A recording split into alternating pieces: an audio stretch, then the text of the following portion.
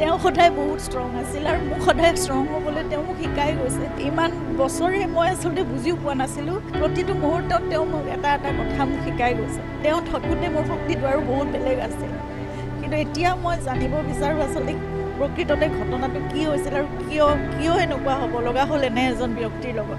জুবিন দা অবিহনে 11টা দিন।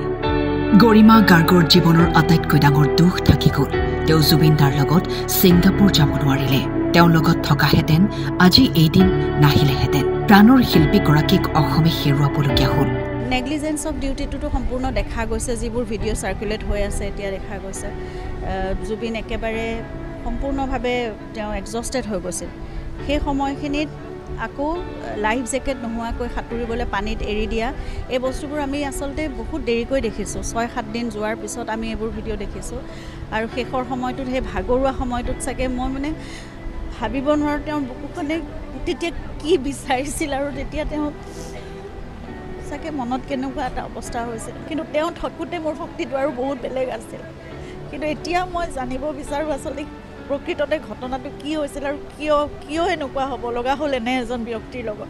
মই শ্যামকানু মহন্তৰ কথা একো ক'বই নিবিচাৰোঁ, কাৰণ শ্যামকানু মহন্তই কিয় লৈ গ'ল, তাত গৈ পেলাই এজন বন্ধু বুলিয়ে অকল জুবিনৰ দৰে এজন ব্যক্তিক, এটা সত্তাক, এজন শিল্পীক কেনেদৰে ৰাখিব বিচাৰিছিলে, সেইটো কথা মই একো বুজিয়ে নাপালোঁ। না কোনো মেডিকেল এছিষ্টেঞ্চ আছিল, না কোনো ছিকিউৰিটি আছিল, না তেওঁৰ প্ৰতি বিশেষ কিবা এটা মানে থকাৰ, তেওঁৰ খোৱাৰ, তেওঁৰ যত্নৰ কাৰণে কিবা এটা বিশেষ কিবা ব্যৱস্থা কৰা হৈছিল বুলিও মোৰ সন্দেহ আছে সেইবোৰ কথাত।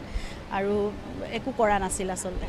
আৰু শেষ মুহূৰ্ততটো দেখা গৈছে তাত যিসকল উপস্থিত আছিল, সিদ্ধাৰ্থই হওক, শেখৰে হওক, বা তাত উপস্থিত যিসকল অসম এছ'চিয়েশ্যনৰ যিকেইজন মেম্বাৰ আছিল, তেওঁলোকে জুবিনৰ কোনো সেই একদম ভাগৰুৱা অৱস্থাটো তেওঁক আচলতে আঁতৰাই আনিব লাগিছিল।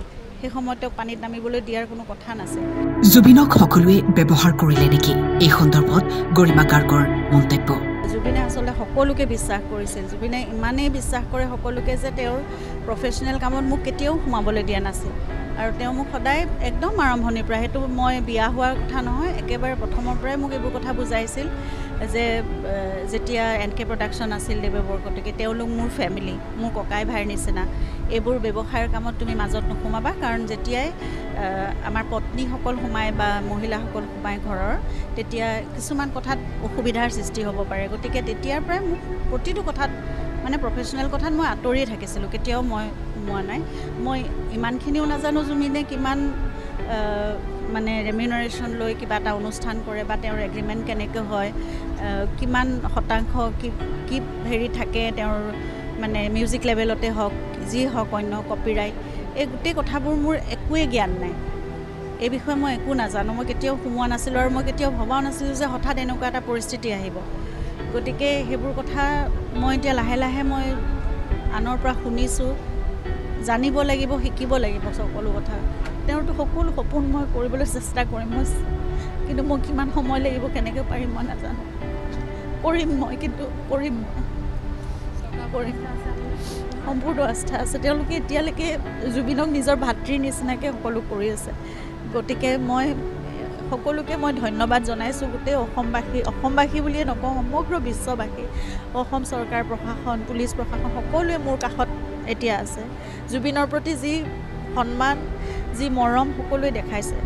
গতিকে মই ভাবোঁ অনাগত দিনবোৰতো এই গোটেই যিমানবোৰ সমস্যা আছে বা মই নজনা কথা আছে, এই গোটেই কথাবোৰত মই সকলোৰে পৰা সহায় সহযোগ পাম। Bureau report, time 8।